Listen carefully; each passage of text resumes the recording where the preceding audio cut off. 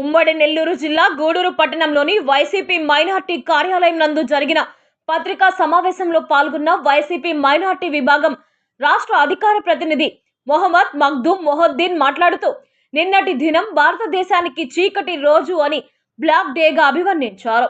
BJP గద్దెనెక్కప్పటి నుండి ఇప్పటి వరకు ముస్లింలపై కక్షపూరితమైనటువంటి నల్ల చట్టాలను ప్రవేశపెట్టి ముస్లింల మనోభావాలను దెబ్బతీస్తుందని, ఇప్పుడు అతి పెద్ద కుట్రకు తెరలేపిందని, అందులో భాగమే వక్ఫ్ సవరణ చట్టం. ఇది కేవలం సవరణ మాత్రమే కాదని, యావత్ భారతదేశంలో ఉన్నటువంటి వక్ఫ్ ఆస్తులను వారి సానుభూతి పరులకు దారదత్తం చేయడం కోసం ఒక కుట్ర అని అన్నారు. ఈ కార్యక్రమంలో మగ్దూమ్, కలేషా, జలీల్, అల్తాఫ్, మస్తాన్ సాహెబ్, రఫీ, మస్తాన్ బాషా, అబ్దుల్లా, గౌస్ బాషా తదితరులు పాల్గొన్నారు. దెబ్బతీసే విధంగా వాళ్ళు పార్లమెంట్లో నేను వ్యవహరించడం జరిగింది. ఆ బిల్లుకి ఏ పార్టీలు అయితే మద్దతు తెలిపాయో ఆ పార్టీలు ఖచ్చితంగా రాబోయే తరాల్లో వాళ్ళు ఖచ్చితంగా ముస్లిమ్స్ వాళ్ళకి తగిన బుద్ధి చెప్తారు. కేవలం వాళ్ళ లబ్ధి కోసం ఒక కుల మతాలకు అతీతంగా ఉండే ఈ భారతదేశంలో వాళ్ళు చేసిన పని రేపు ఏదో విధంగా మత విద్వేషాలకి రెచ్చగొట్టే విధంగా ఇచ్చేస్తాయి. అది మంచి పద్ధతి కాదు. అన్ని పార్టీలు కూడా ఆలోచించాలి. ఎందుకంటే మీ సొంత లబ్ధి కోసం మీరు చేసే ఈ పనులు ఖచ్చితంగా భావితరాల్లో అది మంచి ఇది కాదు. ఇప్పటికైనా సరే ఆ పార్టీలో ఉన్న టీడీపీలో ఉన్న మైనార్టీలు కావచ్చు, ఇతరితర పార్టీలో ఉన్న నాయకులు కావచ్చు, ఆలోచించండి ఒకసారి. ఏ పార్టీ ఇప్పుడు ఫస్ట్ మనకి ఇచ్చే పార్టీ మన కులానికి సంబంధించి మనకి మద్దతు ఇచ్చే పార్టీ గురించే మనం ఆలోచించాలి. తర్వాత మన మనోభావాలు ఏమైనా ఉంటే పోటీ పరంగా చూసుకోవచ్చు. ఈరోజు రాష్ట్ర వ్యాప్తంగా ముస్లిం మైనార్టీలు టీడీపీలో ఎంతమంది ఉన్నారో వాళ్ళందరూ కూడా వాళ్ళ ఆత్మ పరిశీలన చేసుకోవాల్సిన పరిస్థితి ఖచ్చితంగా ఉంది. వాళ్ళకి వాళ్ళ విజ్ఞతకి వదిలేస్తున్నాము. ఇంకా ఆపై వాళ్ళ ఇష్టం. సలాం అలైకుం. 2 దినాలు అవుతుంది రంజాన్ పండుగ వెళ్ళి.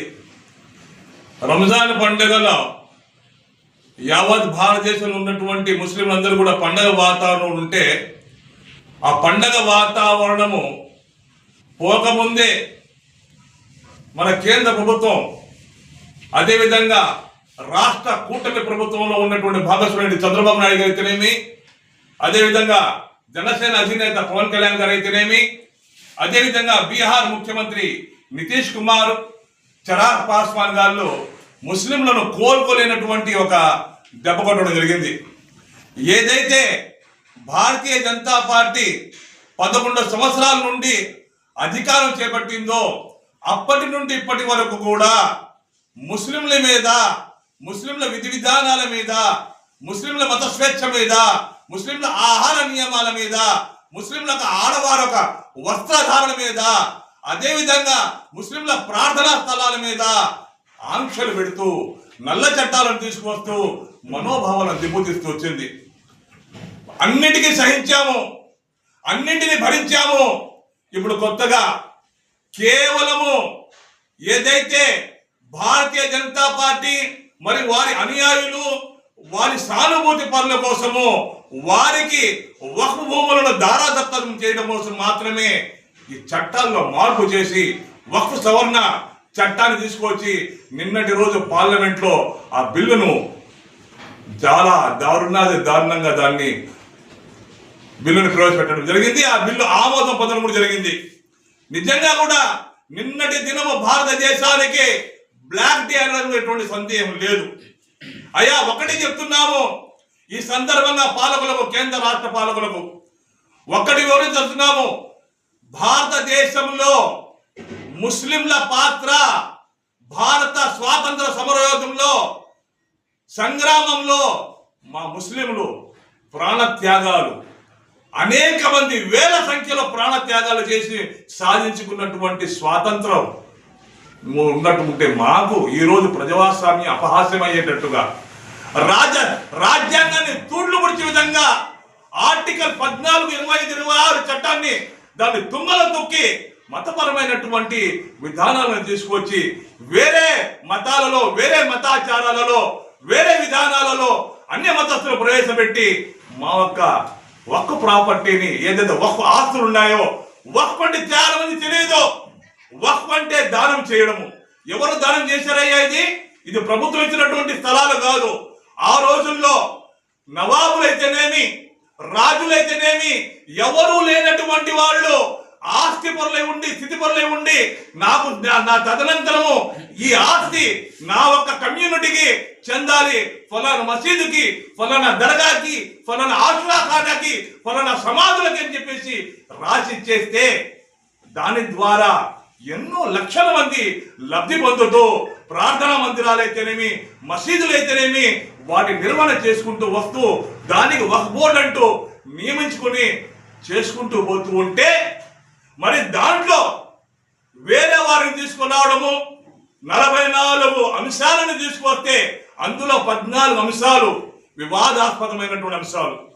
ఈ 14 అంశాల్లో ఒక ప్రభుత్వ అధికారిని కలెక్టర్ స్థాయి, ఫస్ట్ క్లాస్ మ్యాజిస్ట్రేట్ స్థాయి నియమించడము, అదేవిధంగా వేరే మతస్థులను దాంట్లో కమిటీలో వేయడము, మళ్ళీ మహిళలను కమిటీలో వేయడము, మరి అదేవిధంగా ఏదైతే ఒక ప్రాపర్టీలు ఉంటాయో ఆ ప్రాపర్టీలను గెజిట్లో పొందుపరిచేటట్టు చేయడము, ఆఖరికి చివరికి దాని హక్కుల్ని ప్రభుత్వం చేతిలో పెట్టుకోవడము చూస్తూ ఉంటే, ఈ భూములు ఏదైతే ఉన్నాయో, ఈ 9 లక్షల ఎకరాల భూములు ఏదైతే ఉన్నాయో వక్ఫ్ సంబంధించినటువంటి వీటన్నిటి కూడా కాజేసే కుట్రలో భాగం అని చెప్పడంలో ఎటువంటి అతిశయోక్తి లేదు.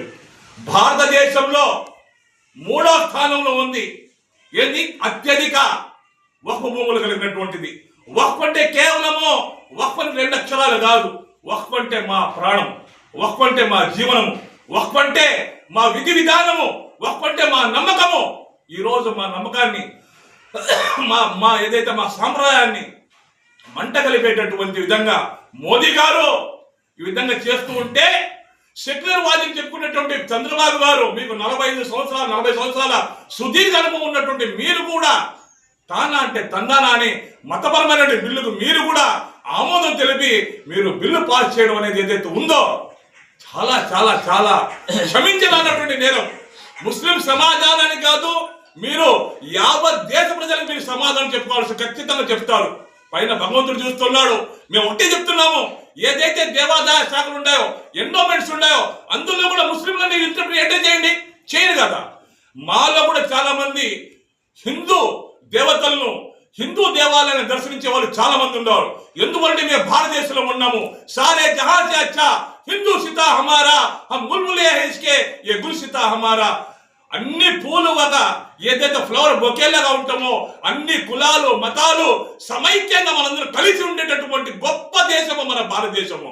ఒకరి మతాలను, ఒకరి ఆచారాలను గౌరవించుకుంటూ, ఒకరి మనోభావాలు దెబ్బతీయకుండా కలిసిమెలిసి అన్నదమ్ముల జీవనం సాగిస్తున్నటువంటి ఈ వాతావరణాన్ని భ్రష్టు పట్టించడానికి విధంగా చేసేటటువంటి రాజకీయ కుట్రలు ఎత్తుగల ఈరోజు మేము కలియుగ వెంకటేశ్వర స్వామి, శ్రీ వెంకటేశ్వర ఆ దేవాలయానికి పోవాలనుకుంటే మా మీద ఆంక్షలు, మేము అఫిడవిట్ రాసి ఇవ్వాలి.